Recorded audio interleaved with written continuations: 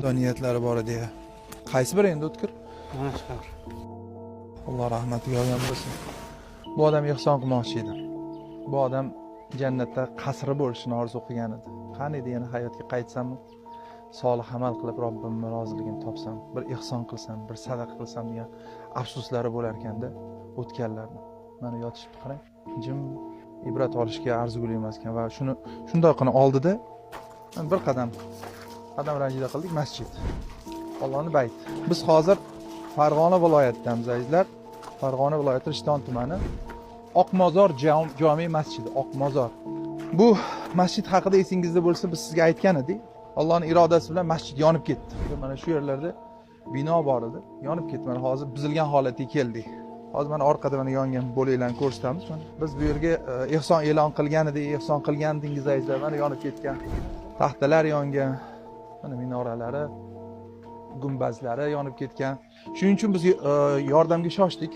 Subhanalloh, Alloh har kimga ham nasib qilmaydi o'zining baytiga obod qilishlikni, o'zining baytiga ehson qilishlikni. Mana ko'ryapsiz, hozir bu insonlarning agarki hozir tirilish imkoniyati bo'lganda yugurib chopib mana shu amalni ikki qo'llab mahkam ushlagan bo'lardilar, boshqa odamga bermasdilar.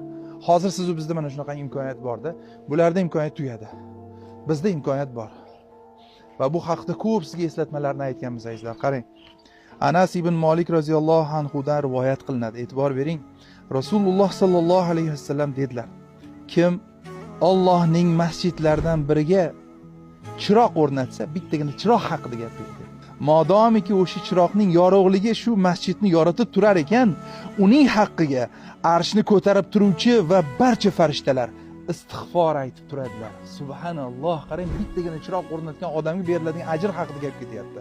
Arshni, Alloh taolaning arshini ko'tarib turuvchi va barcha farishtalar shu kishini haqqiga istig'for aytib turadilar. Tushunyapsizmi? Bitta chiroq o'rnatish haqida gap ketyapti. Bu yerda hozir qancha imkoniyat bor, qarang. Mol dunyolaringiz bilan beton bering, temir bering, g'ishtini olib bering, mana sizga imkoniyat. Rishton tumanida, Farg'ona viloyatida mana yonib ketgan masjidga keldik. Bu zo'r imkoniyatda. Xohlamaysizmi sizni haqqingizga farishtalar istig'for etib tursa? O'zi bir kunda mana shu tasbihni olib turib 100 ta istig'for astag'firulloh aytishga ham erinamizda.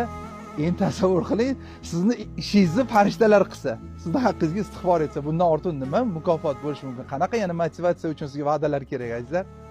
Hozir kakras g'isham olib beradigan imkoniyat joyidamiz, sement ham olib beradigan joyidamiz. Armatura kerak bo'ladi bularga, ishchi kuchlarga, mana bu ustalarimizga ish haqqi deysizmi?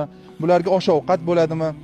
Har qanaqangi ko'rinishda yordam qilish joyiga kelib turibmiz. Mana o'sha kishilarni ko'ryapsizmi? Hammalari qo'ldan kelgancha kelib, shu yerda